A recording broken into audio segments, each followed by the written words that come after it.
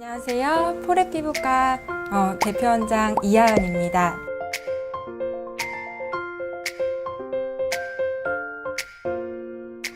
그러면은 준비해 주신 내용 한번 시작해 보도록 할까요? 네, 시작해 보도록 하겠습니다. 우리가 흔히 하고 있는 잘못된 세안법에 대해서 몇 가지 좀 짚어서 말씀을 드리려고 합니다. 세안 습관 중에 많은 분들이 뽀득뽀득 소리가 날 정도로 세안을 열심히 해주시는 분들이 계신데요. 네.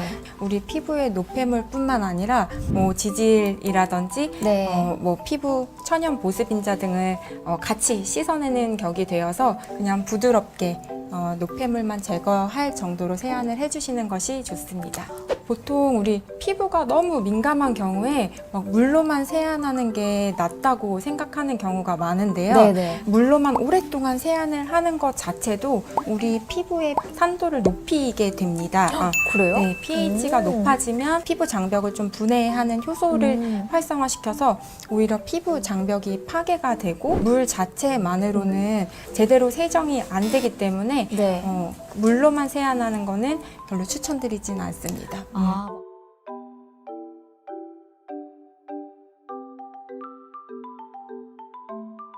오랫동안 이렇게 세안을 하게 되면 네. 피부 장벽이 무너질 수 있고 노폐물이나 우리 그런 세안제의 안 좋은 성분들이 다시 피부 안쪽으로 침투가 그래요? 될 수 있어서 네. 오랫동안 세안하는 것은 좋지 않은 방법입니다. 보통은 그래서 네. 1분 이내로 세안을 하실 것을 네. 권해드리고 있어요. 1분 이내로요? 네. 그리고 이제 네.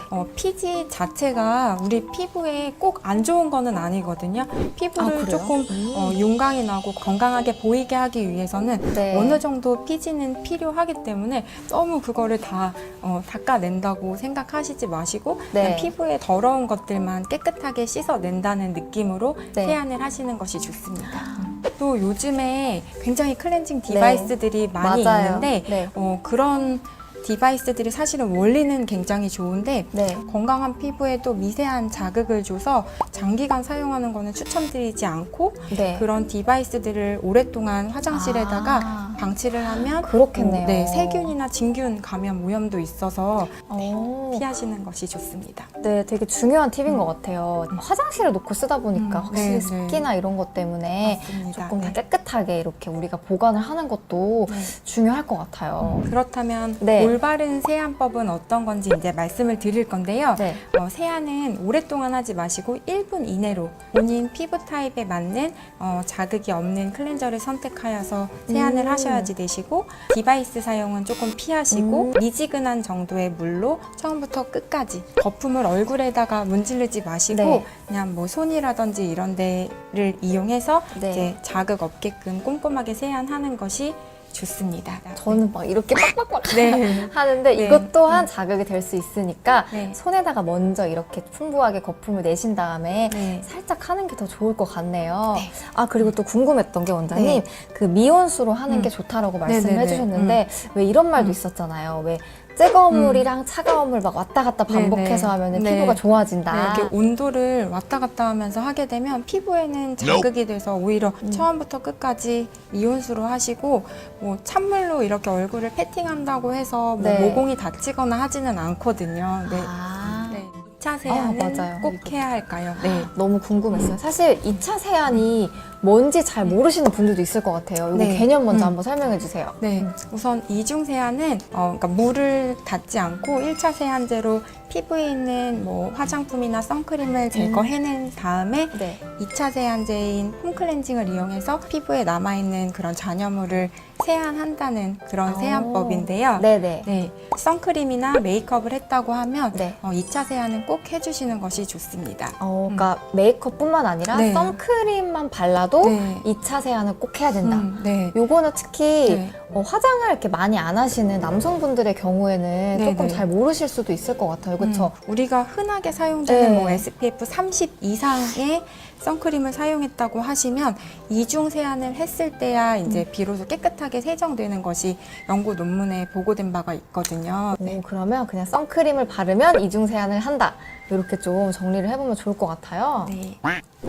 그러면 1차 세안으로는 어떤 걸 사용해야 되나요? 네, 클렌징 크림 같은 경우는 우리 피부가 건조하신 분들에게 네. 추천을 드리고 아, 클렌징 로션이나 밀크는 사실은 피부 타입 구별 없이 사용이 가능한 제품이어서 네. 그냥 본인 피부 타입을 잘 모르시겠으면 그냥 클렌징 로션이나 밀크 타입을 사용하시면 되시고 클렌징 오일 같은 경우는 많은 분들이 사용을 하시는데 사실은 건조 피부이신 분들한테 추천드리는 1차 세안제입니다. 말끔하게 헹구지 않으면 피부에 남은 오일이 모공을 막아서 피부 트러블이 유발되는 경우가 굉장히 많거든요. 네네. 그래서 피부가 지성이신 분들은 좀 사용에 주의를 해주셔야지 되시고 그렇군요. 네.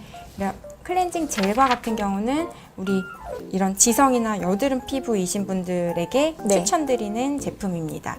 그리고 클렌징 워터는 피부가 민감하신 분들에게는 그냥 가볍게 1차 세안제로 사용하기 편한 제품이어서 추천드리고 클렌징 워터에서 전성분에서 에탄올이 앞쪽에 있다고 하면 민감성 피부이신 분들은 조금 주의를 기울이셔야 합니다. 뭐가 제일 좋다라고 뽑기보다는 네. 네네. 타입에 따라서 그쵸. 선택해야 네. 된다라고 네, 말씀을 맞습니다. 해주시는 네. 거죠. 이것도 너무 좋은 내용이네요. 네. 그럼 어떤 세안제를 선택해야 할까요? 약산성 네. 세안제를 선택을 해야지 되는데 우리 피부 장벽 산도를 유지할 수 있는 클렌저 산도가 중요합니다. 그래서 약산성에 가까운 세안제를 사용하면 피부 각질층이 좀 탄탄해지고 피부 뭐 지질 형성도 증가되고 네. 그런 뭐 세균 감염으로부터 우리 피부를 보호할 수가 있거든요. 네. 그래서 그런 약산성 세안제를 약산성? 네, 추천드립니다.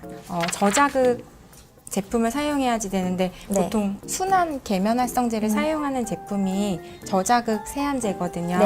그러니까 우리가 많이 사용하는 게 거품 많이 내서 하는 음이온 계면활성제거든요. 네. 얘네들은 이제 피부에 조금 강하게 작용을 할 수 있습니다. 그래서 음이온 계면활성제에 양쪽성 계면활성제라고 하는 성분을 붙여서 하면 네. 자극도 덜하면서 조금 어느 정도 세정력이 있는 제품의 세정제가 되거든요. 그래서 그런 것들을 조금 체크하셔서 선택하는 게 좋은데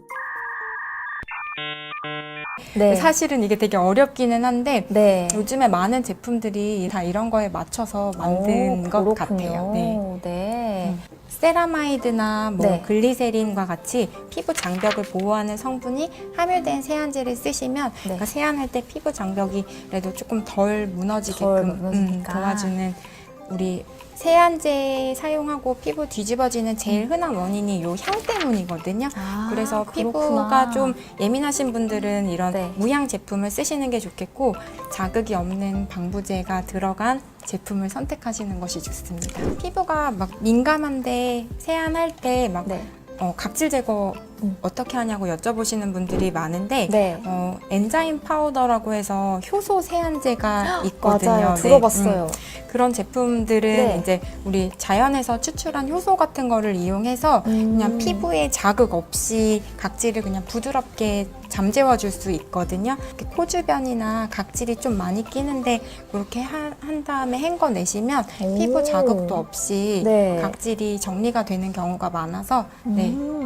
각질 제거보다는 효소 세안제를 추천드립니다. 피부 타입별 세안법에 대해서 말씀드릴 건데 건성 민감성 피부이신 분들은 유분이 풍부한 로션이나 크림 타입 클렌저 사용하시고 미온수로 세안을 해주시고 너무 자주 세안하는 거는 피하시는 게 좋고 네, 무리하게 각질 제거나 스킨 스케일링 같은 거는 하지 마시고 네. 그리고 이제 미세하게 각질이 일어나는 건조 피부이신 분들은 각질을 일부러 막 떼내기보다는 보습제로 잠재우는 것이 좋습니다. 그래서 네. 세안제 고를 때에는 거품이 많이 나는 것보다는 오일 베이스가 조금은 함유된 보습 효과가 있는 세안제를 사용하는 게 좋고요. 네. 그리고 항산화제나 항염 성분과 같이 피부 염증을 줄여주고 장벽을 회복시켜주는 세안제를 선택하는 것이 좋고 알코올 함량이 너무 높은 클렌저는 피하는 것이 좋습니다. 너무 잘. 제일 오해하시는 게 자기 피부가 너무 기름지고 막 번들거린다고 과도하게 세안하시는 분들이 정말 많은데 네. 그런 경우에는 이제 피부 장벽이 손상되고 그리고 막 세균도 증식하고 피부도 빨개지면서 여드름이 더 악화될 수가 있어서 그렇게 과도하게 세안하지 말고 또 오랫동안 세안하지 마시고 너무 찝찝한 부위가 있다고 하면 번들거리는 부위만 한 번 더 피지와 노폐물을 좀 신경 써서 세안해 주시는 게 좋습니다. 그래서 지성이지만 피부 장벽을 무너뜨리는 세안은 네. 하시면은 안 되고 네. 뭐 세안제 고를 때도 오일 성분이 들어있는 제품은 앞서 말씀드린 것처럼 피하시는 게 좋고 네. 약간 지성이신 분들은 아하나 바하, 뭐 PHA 성분 것을 이용해서 부드럽게 각질 제거를 해주시는 거는 괜찮지만 또 무리한 스크럽 제품, 막 피부가 빨개질 정도로 피부에 자극되는 그런 제품은 꼭 피하셔야지 되시고 젤이나 폼 타입 클렌저로 네. 피지를 컨트롤 해주시는 것을 추천드립니다. 오늘 세안에 대해서 정말 많은 이야기를 해주셨는데 추가적으로 혹시 해주고 싶으신 말씀? 네, 피부과에서 네. 약간 내원해주시는 이제 환자분들 이렇게 뵙다 보면 네. 피부에 갑자기 이제 트러블이 생기시는 분들 제가 바르는 거랑 클렌징 같은 거 조금 체크를 해드리는 편이거든요.